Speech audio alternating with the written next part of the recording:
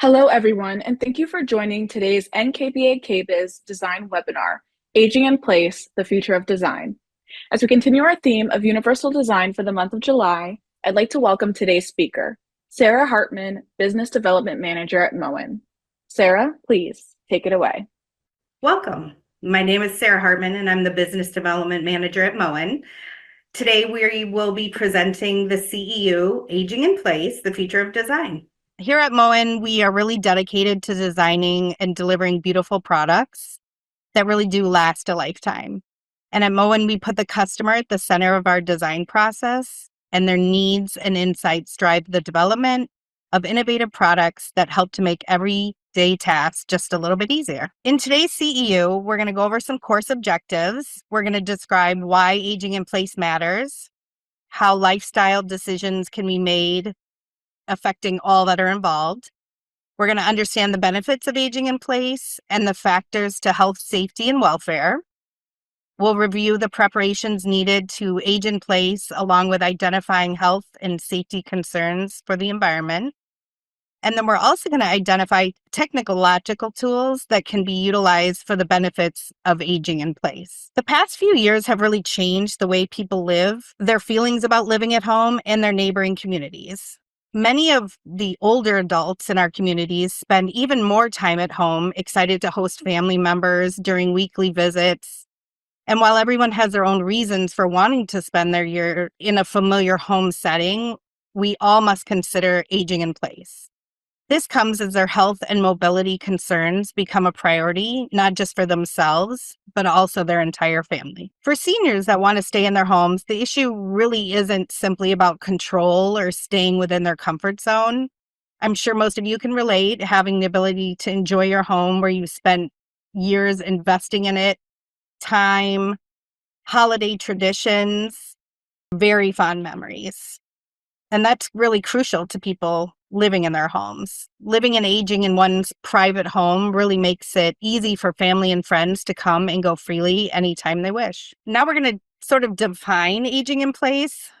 We're going to look at exactly what aging in place versus other types of accommodating home design styles and how they kind of compare. So you've definitely heard of universal design and ADA. Universal design is the process of creating buildings, products, and spaces that are meant to cater to really as many people as possible. It's meant to minimize the need for assistive technology and to utilize products that are more usable by everyone, not just individuals with disabilities. And the ADA, or the American with Disabilities Act, is a set of standards designed specifically to make public spaces more. So really, the concept of aging in place has been adopted internationally, really, as a response to our aging world population. In comparison to the other accommodating styles, aging in place is both residential and accessibility focused. It's specifically focused on catering to the needs of people who are aging and might lose different capabilities. The approach refers to the goal of helping older people remain in their homes so they can retain connections with family, friends in their community. And being able to age in place means you really plan out your future years before it becomes urgent and life-changing. For example, multi-generational living has seen a rise, meaning there are households that need to plan for the older members of their families. So as resources, technology, and building products improve, items like medical alert systems, grab bars, curbless entrances, these really allow seniors to live at home safely for a longer time. The important thing about aging in place conversations is putting the person's lifestyle into perspective. So here's sort of a list of questions that you could ask your clients if they feel like it's too soon to consider making these changes. Here's some questions that might help them think about it. When was the last time someone was in your home that needed accommodations? What surfaces do you have throughout your home? What life events have taken place or what life events are coming up? Who's visiting your home frequently? When do you think you're going to remodel again? Are you replacing any appliances? These are questions sort of to get that conversation started with your clients. In addition to these, it's also important to look at why aging in place is important as seen with some numbers and trends that I'll go over next. So why it really matters. Driven by the large baby boom generation, the number of Americans age 65 and older has projected to nearly double from 2018 all the way through 2060. So there were 52 million in 2018, and that will increase to 95 million by 2060. And really, as they pass through each major stage of life, baby boomers really have brought challenges and opportunities to the economy, infrastructure, and institutions. So the aging of the baby boomer generation can fuel more than a 50% increase in the number of Americans that are going to be 65 and over, requiring nursing home care to about 1.9 million in 2030. So this will see a big increase in people aging in place. The goal really for aging in place is to remain at their house as long as possible. So remaining at home, there's quite a bit of data showing older adults prefer and desire really to stay in their own homes. There's data from AARP's Home and Community Preferences Survey, and that showed about 77% of adults 50 years and older really do want to remain in their homes. And other studies have showed that the number really could be higher than 90%. So when we're looking at living at home and having long-term care, what does that really mean? That means giving people the opportunity to live in their homes for as long as they're able to. Some situations that, really could hinder that are requiring extensive health care management for a person to get through the day. Other than that, it's really important just to think about how the person's growing older, but that doesn't really mean they've lost all their ability to manage their lives and homes by themselves. So as older adults in the US, 79% own their own homes, and about half of them have no mortgage at all. So this survey also confirms that about 3/4 of those that are 50 plus would like to stay in their current homes or communities as long as possible. And that's really compared to those half their age. So in a younger generation, anyone from 18 to 49, they don't feel the same as somebody 50 plus. They're really starting to think about it. So I'm going to go back to multi-generational homes. And really, what is a multi-generational housing? It's housing that's made of 3 or more generations under one roof. So this could be your classic example of grandparents and children and their parents living together. Sometimes it's grand families, which would be grandparents, grandchildren, parents, and their adult children. So it really can be a group of family members, and that's where we're coming up with multi-generational living. And it's really grown quite a bit in the US over the past 5 decades. An analysis from the census data from 1971 through 2021 that the number of people living in multi-generational family households has really quadrupled in that 50-year time period. So it's reached about 59.7 million, or 18% of the population live in multi-generational housing. Sometimes multi-generational living is important to consider because they have a community, especially if that exists in their house. So a support of a senior member of that multi-generational family is really a key component to aging in place. And this way, it brings the opportunity for universal design and aging in place to the forefront. Some of the benefits to aging in place, as we discussed, aging in the home is a preferable option, but in some instances, it's not possible because of medical or safety reasons. However, aging in place has made it more possible than ever before for more adults that are considering it. And we're going to go over next some of the benefits of aging in place. So one is independence and empowerment.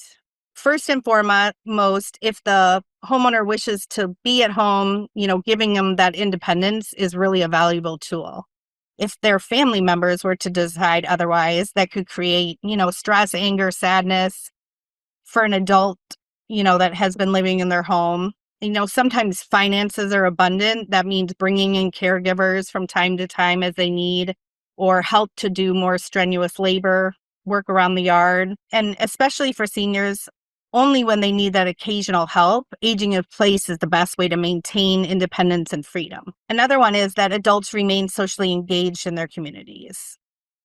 Research shows that a majority problem for older Americans is self-isolation. So humans really do need personal contact and connections in order to fight depression and loneliness.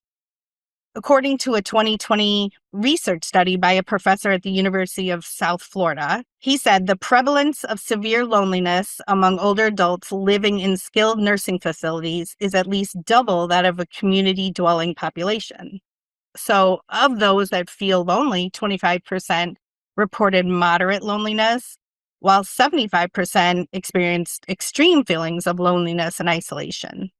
This is sort of the direct opposite for those who can age in place and own their own homes in their same communities that they've been living in. So when aging in place, you're most likely to be near family, long-term friends, favorite restaurants, exercise classes, and neighborhood events.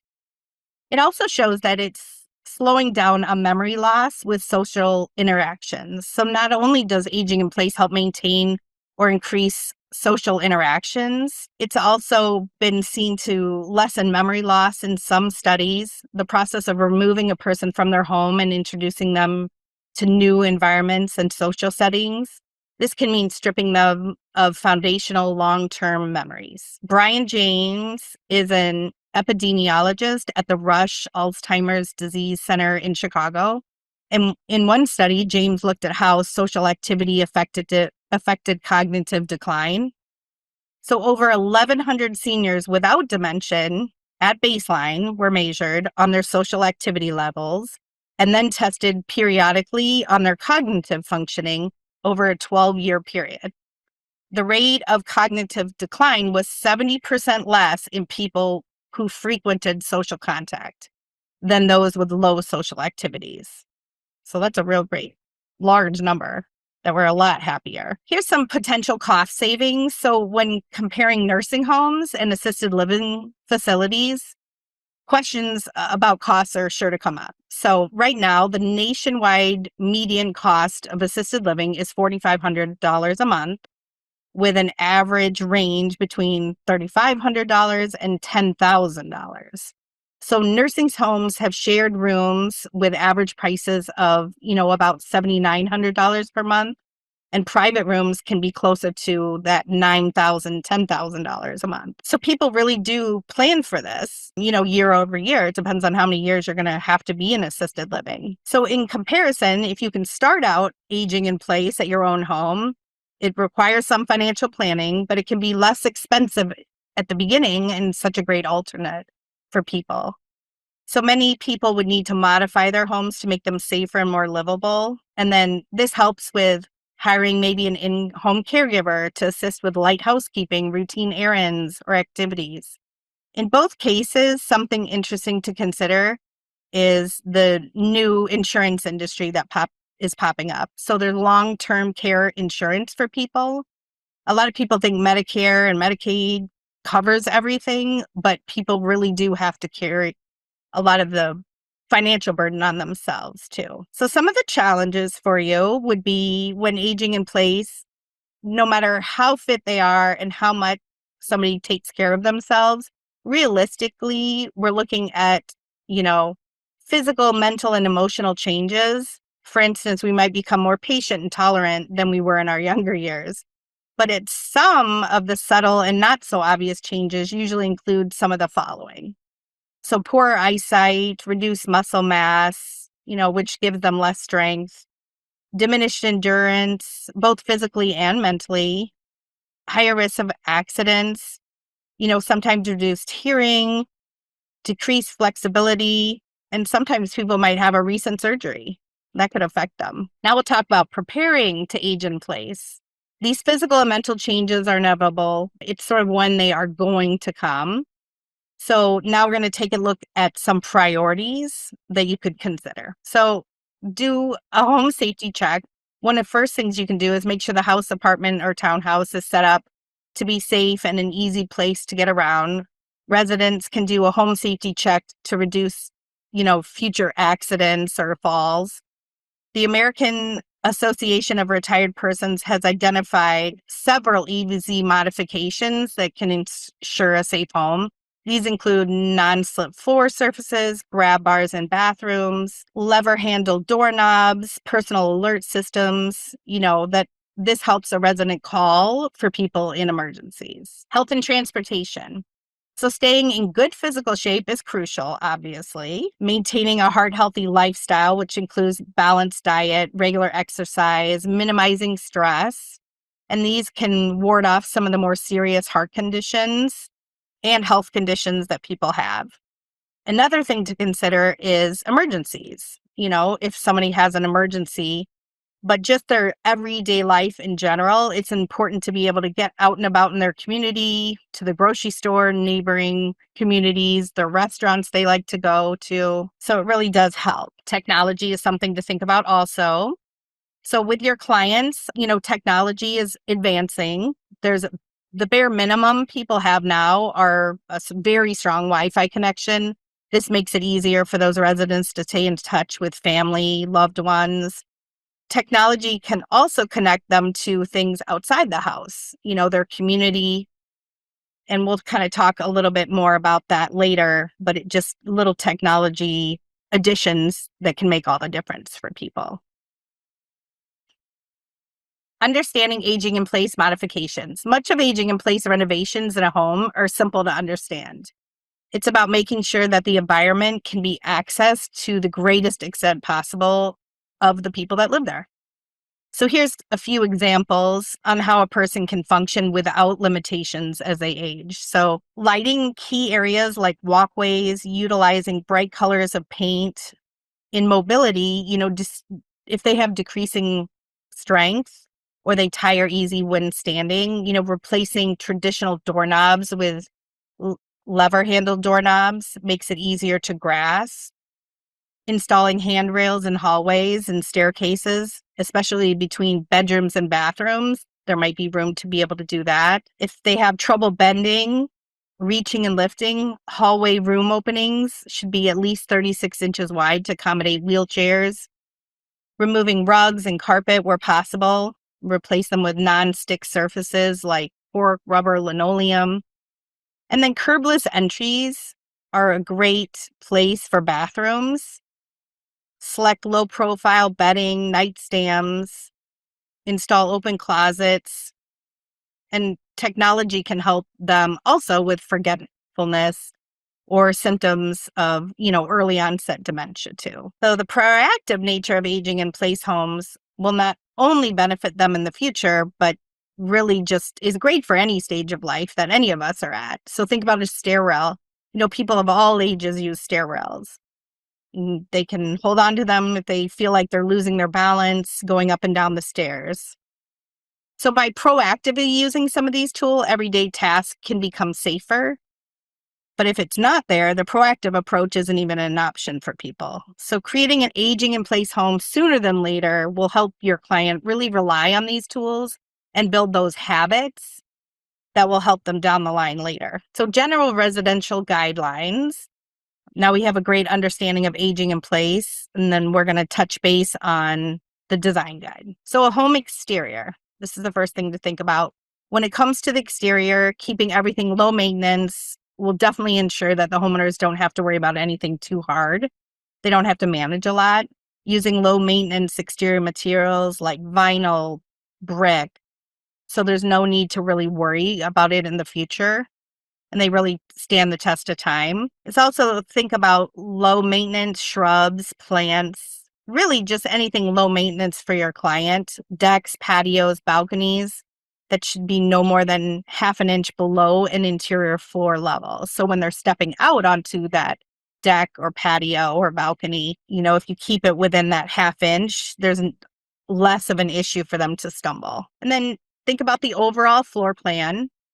Sometimes you can't change a lot of the floor plan, but it would be nice and preferably would be a preferred option, I'll say, for the main living room to be on the single story with full bath access, leaving space for, a 5 foot by 5 foot clearing or turning space in a living room kitchen, bedrooms, bathrooms, and ensure anyone can move around in the space, especially if they have a wheelchair. Hallways and entryways, something to consider. Entryways need to be 32 inches clear space. Hallways need to be a minimum of 36 inches wide. Obviously, the wider they are, the more preferred they are. The space must be well lit, accessible path to travel through. At least one no-step entry is necessary. A sensor lighted exterior is great. No-step entryway would be ultimate, but if there is one single step, having a great sensor light there and non-stip flooring in the foyer would help. And then put the doorbell in an accessible location, packages, maybe a place at the entryway to stop and set down packages, a purse when the door is open. Thresholds. When it comes to thresholds, something flush with the rest of the floor is really preferred to prevent any threat of tripping and falling. The exterior maximum is a half an inch if beveled, while the interior maximum is a quarter of an inch. And also interior doors, there needs to be 32 inches of clear width for interior doors, which requires a 36-inch door too. So that would be helpful. And then obviously levered hardware inside and outside the home. You can also think about the windows. Just make sure there's plenty of windows and light. And a lot of the natural light is very helpful for people. And then other window details could include lower windows, tall windows with like a lower sill height, low maintenance exterior finishes, and then easy to operate hardware. So think of that for windows. When it comes to appliances, easy to read controls are better off for people. Washing machines, maybe, and dryers that you can raise 12 to 15 inches off the floor. Front loading washing machines, a microwave at counter height would be helpful. Side-by-side refrigerators, freezers. You could raise the dishwasher if needed, maybe have some push button controls. And an induction cooktop would be great too, because they don't generate heat. So there's no risk of burns. And then there's no chance of a gas leak or carbon monoxide poisoning if somebody accidentally leaves their stove on. The next you could think about is electrical lighting, safety, security, light switches by each entry and hallway rooms, light receptacles, and at least 2 bulbs in vital places like exits or the bathrooms. Light switches, thermostats, and other environmental controls must be placed no higher than 48 inches from the floor. Electrical outlets, 15 inches on center from the floor, which you guys know, many need to be closer than 12 feet apart. You may need to do that. And then clear access space of 30 inches by 48 inches in front of switches and controls. So, people can move around in that space. Rocker or touch light switches would be great. Audible lighting systems, so they can run a doorbell, a telephone, the smoke detectors. They can really hear things versus having to see something flashing. High-tech security intercom systems are available, and this doesn't mean you have to do everything, but these are a lot of options for aging in place. Easy to read thermostats. And, sometimes homes can be direct wired to the police or the fire, or the EMS is an option too. So here's a basic kitchen example. There are many areas of kitchen that need to be addressed. You can see them all numbered. With the rise in open floor plans, residents and guests really do congregate in the kitchen more than ever now. But most kitchens, there could be hazards like fires, spills, slips, injuries.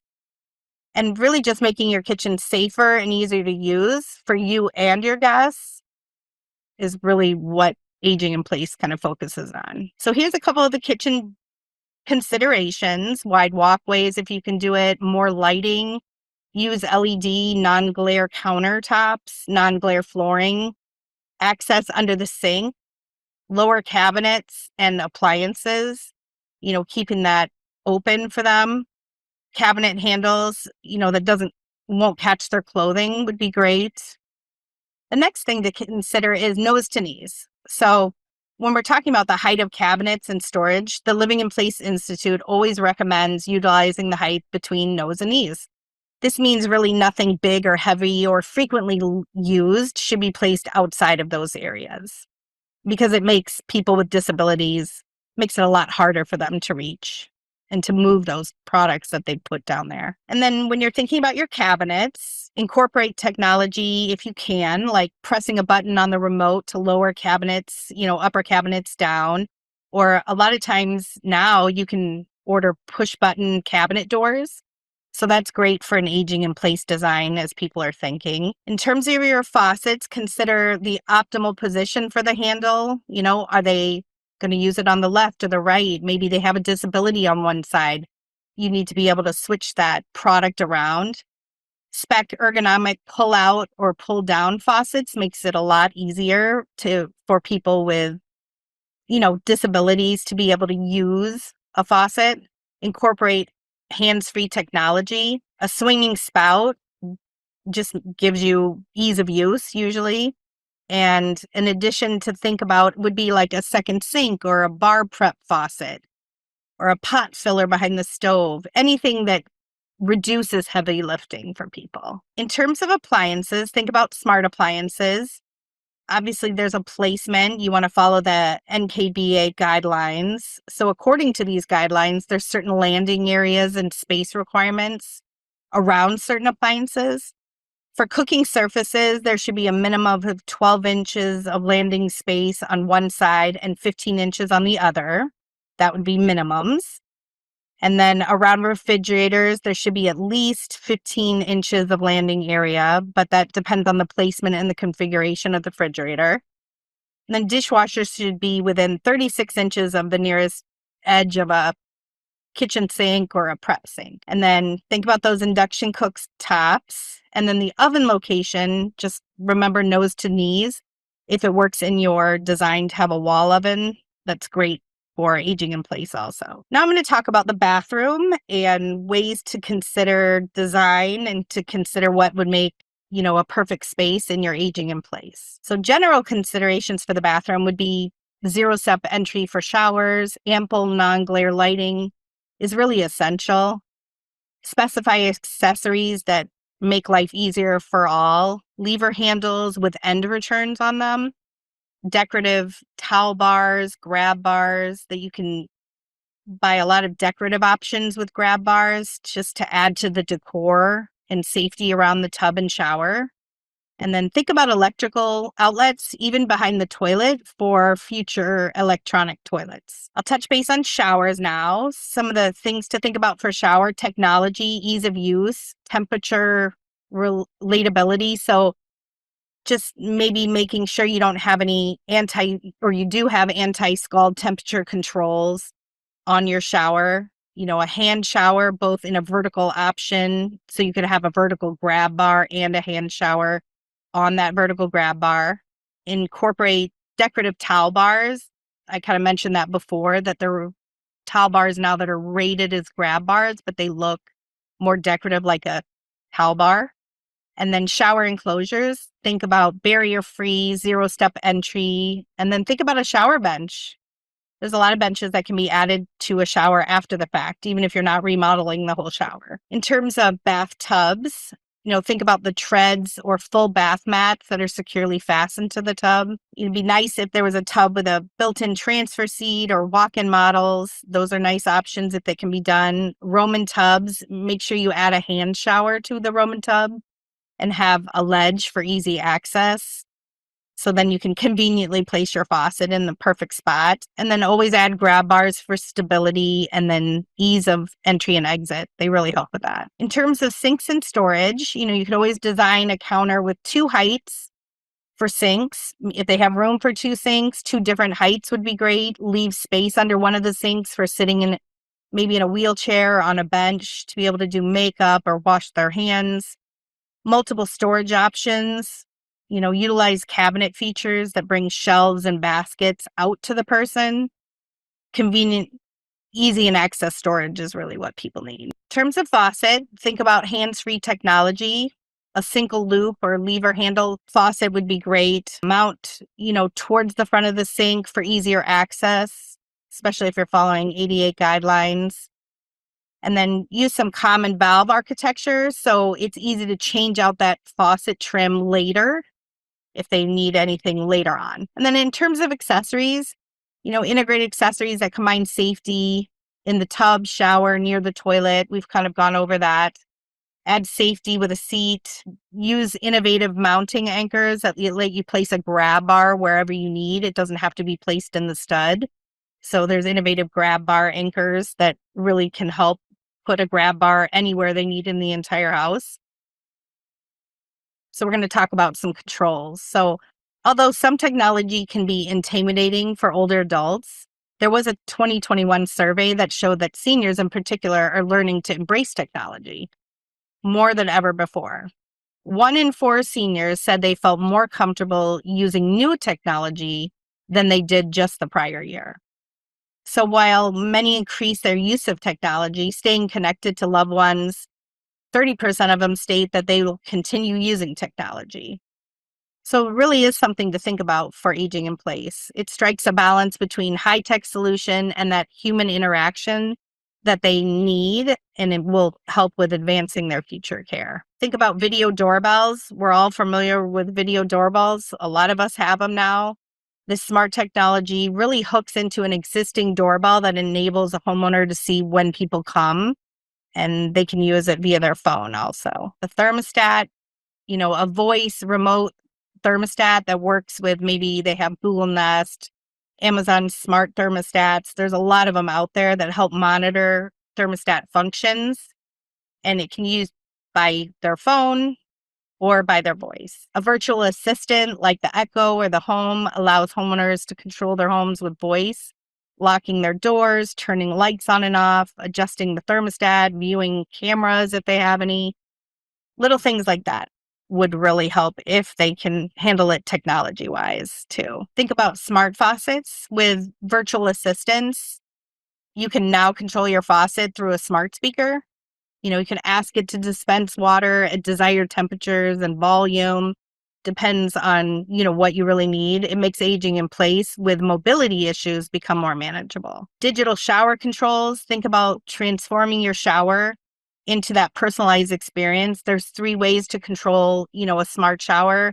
You can use it by voice, you can use it by phone, you can use it with a controller. You can control your shower with your voice, you can set preset temperatures. They could be sitting in a chair or laying in bed and start their shower. This is another great option. Smart water detection and leak detection systems. There's home security systems that feature these products, but a separate smart water monitor and shut off leak detection systems really helps sense leaks and moisture outside of the pipes, such as overflowing drains, appliance failures. These are great as people age in place and really don't have time or the ability to get to their basement, or let's say they still have a crawl space. So those smart leak detectors really do help monitor and prevent moisture and water damage. Sump pump monitoring. There's systems out there to monitor sump pumps, basement flooding. Like I said, if the RNO is able to check in on their basement, then they know exactly what's going on. And the sump pump, it shows that if it's not working properly, or maybe if there's a clog in a pipe, anything like that. And it gives them 24/7 alerts on potential failures too, and flooding issues. And that really would help before it's too late. Again, on the technology side, app control. So by using apps, an aging in place homeowner could control, like I said, many of their water-based fixtures throughout the home. They can combine water fixtures with technology and really access everything from anywhere. I mentioned before adding electric socket behind a toilet or near a toilet if you're remodeling an entire bathroom. And just as the world of hygiene expands, a space that they frequently use and want to keep clean. Everybody's heard of a bidet toilet, but there's also bidet seats, can be just added as an attachment. A lot of times they have these for aging in place clients, and they don't want to have to rely on a clean environment. They sort of want to contribute to it. So it takes about 37 gallons of water and about 1.5 pounds of wood to even produce a single roll of toilet paper. So a bidet really offers the opportunity to use less water and less product. A few more technology options for them would be, example, a wearable watch with GPS capabilities. It can track a person's location, alert 911 if they're having any kind of issues. Another example, some of us use this now, online grocery delivery at any age. So it's really great for aging in place that we have that now.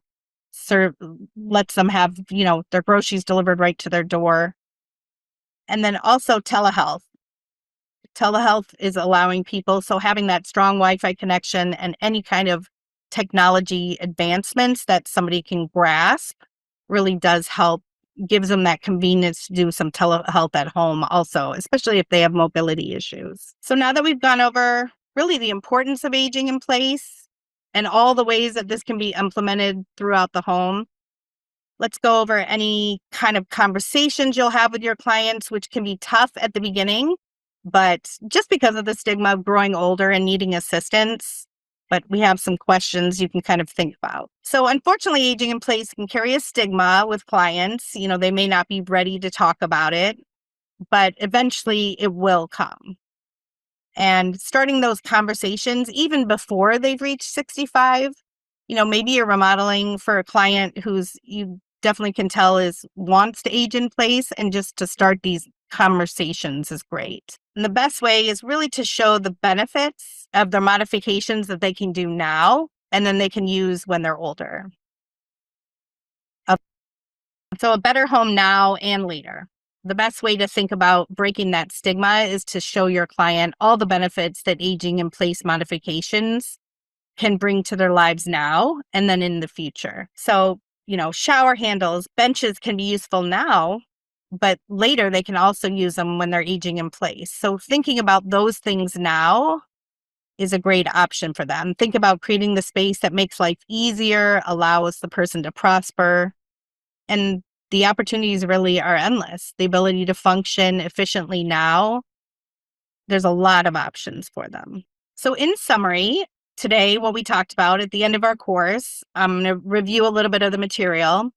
Aging in place really focuses on catering to the needs of people by creating a home that they really can use as long as possible, from now until later. There's benefits to aging in place, including their independence, their social engagement, cost savings. You can prepare and modify a home for aging in place. Consider all the details like their health now, health later, their transportation, technology advancements. There's really quite a few things that people can do.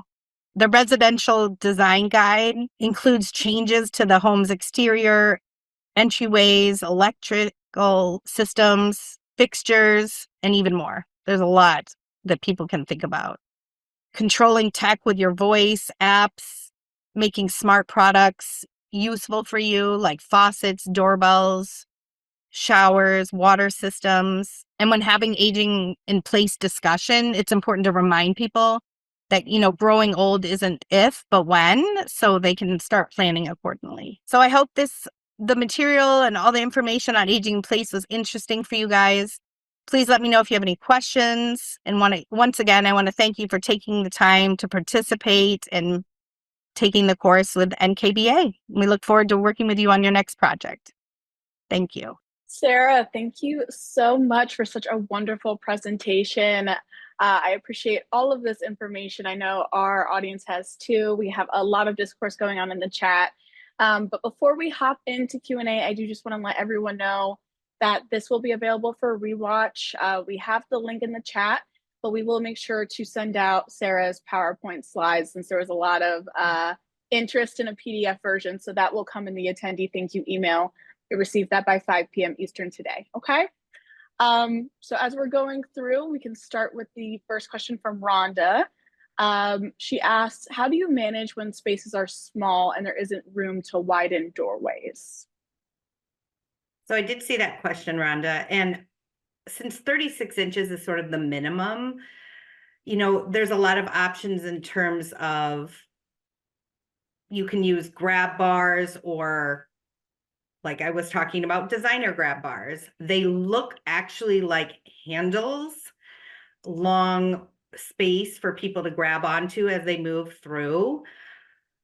that would be kind of an option. You can use secure mount. We have these mounts called secure mount that you can add so they can angle that bar anywhere they need. And it still has that over 300-pound weight limit. So that's kind of an option just in terms of a hallway if people need to kind of move down the hallway if they're not in a wheelchair. Perfect. Our next question is from Glorabelle. Is there a website specifically designed for this population that lists the latest accessories and up-to-date technology? If maybe not a website, is there a database or a good place to get this information? Well, I kind of think a lot of times when you're looking at that, we mentioned, the Rush Alzheimer Institute. That's something that's an option for you. The Mayo Clinic is a great option. There are so many resources. I think somebody had put in the chat the Living in Place Institute. There's just a lot of information out on the internet. Unfortunately, I'm in the plumbing business, so I don't know all the options for everything from appliances to flooring, but I haven't seen where somebody's compiled something in one spot yet. But there's definitely a lot of research in different areas. And of course, NKBA, you can reach out to NKBA, AIA, ASID. They have a lot of options too. But I'll do a little research for you and see what I come up with too. Oh, people putting things in the chat too. So there's a lot. Yeah, this is great. If you guys know of any other additional resources, please drop them in there. Yeah, great help. Our next question is from Tracy Ann. She asked, can you speak to the concern with pacemakers and induction cooktops? All induction ranges come with the warning about pacemakers. I did hear that from an appliance manufacturer. And in terms of our presentation, because it's sponsored by us, so again, we're in the plumbing industry, I don't know a lot about induction cooktops, but can definitely reach out. There's a lot of appliance manufacturers that are partnered with NKBA. They would have a little bit more detail for you. I couldn't speak to that as knowledgeable as someone in the appliance industry for sure. So, but we could get you some contact names. Our next question is, are freestanding versus built-in shower chairs and benches popular for upscale design projects? They really are. I showed a picture in one of the slides of a teak bench that folds down. Those are put into a lot of high-end designs. So not only do people build them in maybe with tile or the surround, but people are definitely adding them after the fact, because a lot of times you're helping people modify their house, but they may not be doing a full gut remodel of that bathroom. They might be doing some small things, a vanity, a different type of vanity for them. Maybe they just need issues, a new faucet, new countertops, things like that, versus, in completely gutting their kitchen or their bathroom. Apologize for that. So we do a lot of those type of seats for people. Perfect. Before we move on to the next question, I do have some people asking about questions for plumbing fixtures, just your general contact info. I did want to put out there that Sarah's contact information will be available in the attendee thank you email that you'll receive by 5 p.m. today. So you can reach out to her directly if you have any plumbing specific questions for her or fixtures as well. Our next question is, how do you help clients that have a hard time with technology or might have memory issues? Also, maybe solutions for backup power in emergency situations.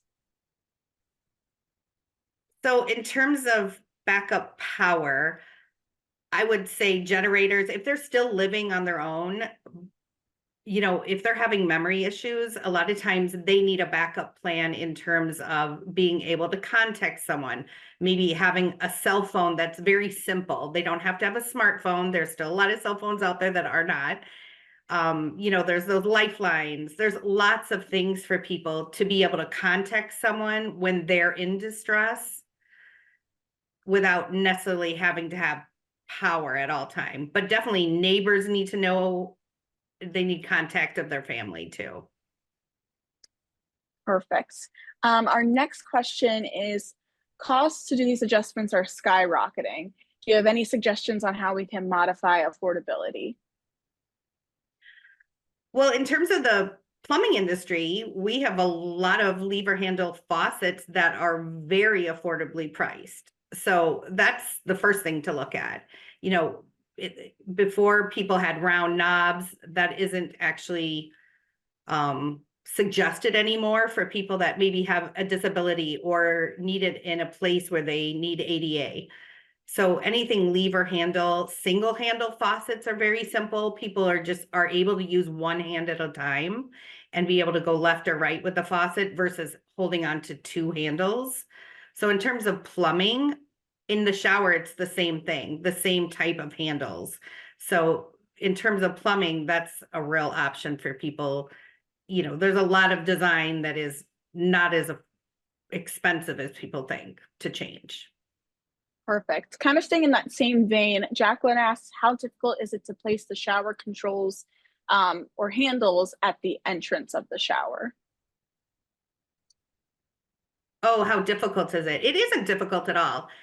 Valves and trim that actually run the water, not necessarily the shower head and shower arm when it's coming out, but the actual trim and valve can really be placed where the plumber needs it. We at Moen also have a smart shower option for people where they can program it. The valve is actually electronic. You could actually mount that in the basement and run it all the way up to a second story shower. So there's lots of different options in terms of smart products that people could use, but then also, you know, extending the plumbing a little bit different than your normal setup. And we have a great shower planning guide. So I'll kind of look on here if you've contacted us or send me an email and I'll send you a great shower planning guide. It lays out hundreds of options for showers, the way a plumber would plumb it also. So, and what products you can use there. So send me an Perfect. email and I'll send you that book. Additionally, staying in the vein of faucets, do you know of any brands that has teamed up with a virtual assistant, or do you need to select the team? So it seems like, are there any technologies that are working with faucets? I think you did touch on it a little bit with the temperature controlled showers, things like that. Do we see that in the kitchen as well, or is that mainly focused on the bathroom? Yes, there's options. Most of the time, that's an option in the kitchen. We in the plumbing industry and Moen specifically have smart showers options, and I can send you the information on that too. So make sure you send me an email. I can get you a lot of detail on that. That would be for the shower. But in terms of the kitchen, yes, there are touchless faucets you can wave, faucets you can speak to, and they can also attach to like, you know, Google and lots of options for you. I kind of touched base on that, but I could give you a little bit more detail on that too. Perfect. We have a ton of questions coming in, so Yeah. I'm gonna try and get through a few more. I know we have some people asking about a shower planning guide, and maybe we can provide that information. Mm-hmm. So our next question is, any colors or textures to avoid and or are helpful when designing for older clients' visibility? Definitely contrast. So as people age, contrast with flooring, countertops, faucets, fixtures, wall paint, everything. You know, even the cabinet color, you know, so they know it's there versus where the countertop is, not making those exactly the same color. That is definitely an option. Non-glare surfaces are important. I touched base on that in the PowerPoint real briefly too. Definitely non-glare. Some people are interested in matte finishes. There's a lot of matte finishes out there in terms of everything from your faucet to your countertop to your floor. And that's something to think about too. Perfect. And someone asked, does Moen have touchless bathroom faucets available? Absolutely. If you go to moen.com/professional, that's the wholesale site where all of you should be. And again, I can send you that link. And kind of pull out on the left side, you can do a lot of searches on our website, finishes, valve type, you know, and a collection name, if you're familiar with some of our collection names. And we have touchless on there too. We don't have Perfect. 100 of them, but we have quite a few. Yeah, even I some think we have options I like feel like are 5, 6 helpful. options now, and that's not even including the finish. So That's Yeah. not bad at all. At Mm-mm. all. Okay, I think we definitely have a lot of requests for the shower planning guide. So we will Okay. try and get that out today if possible. So everyone who attended will receive it. So I know everyone's putting their emails in the chat, but if you attended today, we'll include it so that way you have it. We will. So we appreciate that interest. Um, and I think we'll end with one last question here. Um, the presentation here is focused on homes, but do you have any comments on the related topic in terms of hospitality or commercial projects? Absolutely. We have, I'm part of it too, a whole division of multifamily hospitality at Moen. And I know we're running short on time, but we can definitely get you more information. A lot of it is the same as in home design in terms of the interior of, let's say, the apartment or the senior living suite. A lot of the ideas are the same in terms of plumbing and products. So I can definitely get you a little bit more information on the plumbing side too. I saw your name pop up, so I'll go through the chats and the questions Amazing. and get some information to you on hospitality. Thank you so much, Sarah. If we didn't get to anyone's question today, we will make sure that Sarah receives your question and just give her some time and she will be sure to reach out with that. In addition, like we said, you'll have her slides and her shower guide in the email that we sent out later today. Before we end, Sarah, I'm going to give you the floor. If you'd like to give us any final thoughts or any additional information, that would be wonderful. Thank you, Alicia. And I really appreciate all your help. And Carol at Moen, both of you have been wonderful during this experience. So we wanted to let you know if you had opted into communications with us and NKBA through this webinar, the first 200 people that click on a link, it kind of will share your information. You share your address, and we will send you out our new finish ring that includes the new bronze gold on the finish ring and then a little gift. So when you get that email, it'll come, I think, from the CEU email at moen.com. So you'll see that. It's under CEU programs at moen.com. So when you see that email, please click on that. And then just on behalf of NKBA, Moen, and myself, we really appreciate the time you all took today to out of your schedule to listen to our CEU on aging in place. And like, we look forward to working with you. Thank you. Fabulous. Thank you again, Sarah, for taking the time to share your expertise with us. And a huge thank you to our wonderful audience for attending today's session. Until next time, I hope everyone has a wonderful day.